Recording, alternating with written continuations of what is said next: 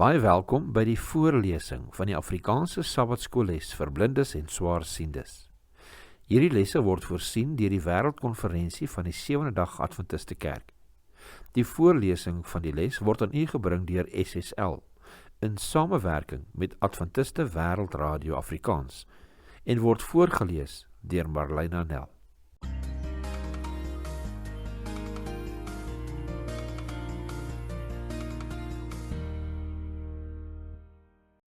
Vrydag 24 Oktober. Kom ons open met gebed. Liewe Vader, ons sê vir u vreeslik baie dankie dat u ons ondersteun het en gehelp het hierdie hele week lank met hierdie studie. Liewe Heer, help ons asseblief waar ons die week gaan afsluit, dat ons hierdie studie mag afsluit in goeie gemoed met u boodskap in ons hart. Ons bid dit in Jesus naam alleen. Amen.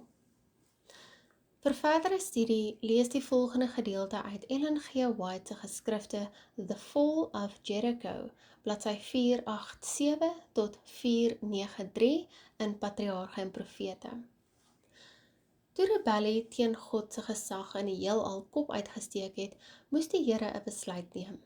Hy kon kies om op te hou wees wie en wat hy in werklikheid is en sy ewige en onveranderlike aard en wese prysgee. So kon hy dan sy opperheerskappy oor die ganse heelal oorgee aan 'n rebellerende wese of wesens wat hy volmaak geskape het. Die ander keuse was om die heilige, regverdige, liefdevolle en genadige Vader van die hele skepping te wees. Die Bybel toon dat God die tweede opsie gekies het, wat 'n kosmiese konflik tussen sy almag en die bose magte onafwendbaar teweeggebring het. Elke keer wat 'n politieke moondheid of 'n sosio-historiese mag onder die invloed van die vermelde kosmiese magte kom, magte wat opstanding en onstuimig is, en wat as 'n mensgemaakte magsblok dieselfde uittartende houding teenoor Jahwe inneem, gryp die Here as soewereine heerser van die heelal in. Hierdie uitbeelding van Jahwe as 'n krygsman wat 'n grondtema in die skrif is, wys vooruit op God wat uiteindelik 'n algehele oorwinning behaal. Dit wys op 'n gebeurtenis wat die voortsleepende kosmiese konflik tussen goed en kwaad op laas tot 'n einde bring.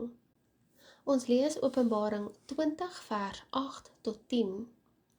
En hy sal uitgaan om die nasies te verlei wat in die vier hoeke van die aarde is, die Gog en die Magog, om hulle te versamel vir die oorlog, en hulle getal is soos die sand van die see.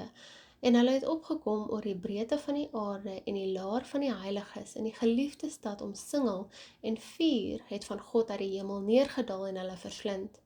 En die duiwel wat hulle verlei het, is in die poel van vuur en swawel gewerp, waar die dier en die valse profeet is. En hulle sal dag en nag gepynig word tot in alle ewigheid. Openbaring 20 vers 8 tot 10.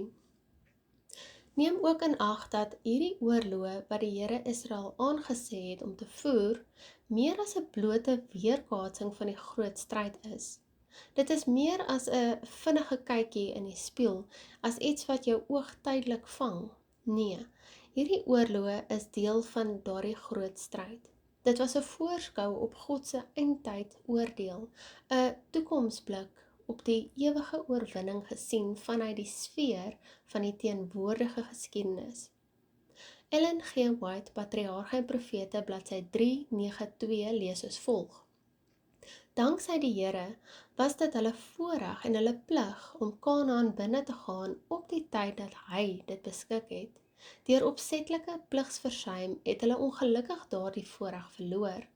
Die Here wou nie hê dat die beloofde land deur oorlogvoering verkry moes word nie, maar deur strenge gehoorsaamheid aan sy voorskrifte.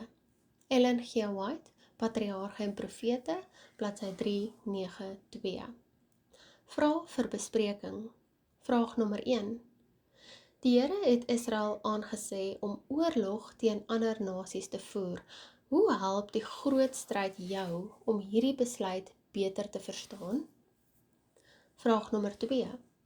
Let op Maandag se vraag oor hoe die groot stryd 'n werklikheid is en op watter wyse dit oral om ons heen woed. Deel nou jou antwoord met die klas. Wat is ons rol in hierdie kosmiese konflik? Hoe gemaak om ons rol voluit te speel? Vraag nommer 3.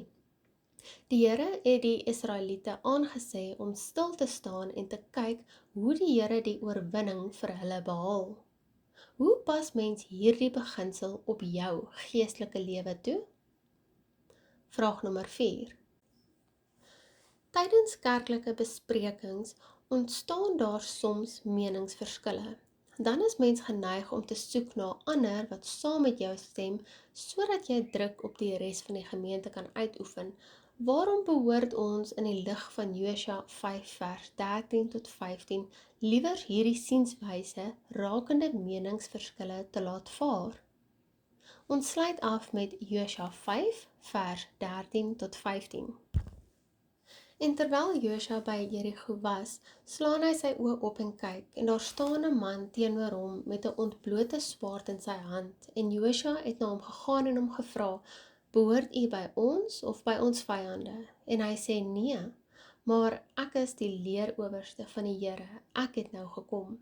Toe val Josua met sy aangesig op die grond en buig hom neer en vra hom, wat wil my Here aan sy dienskneg sê? Toe sê die leerowerste van die Here vir Josua, trek jou skoene van jou voete af, want die plek waarop jy staan is heilig. En Josua het so gedoen. Josua 5 vers 13 tot 15.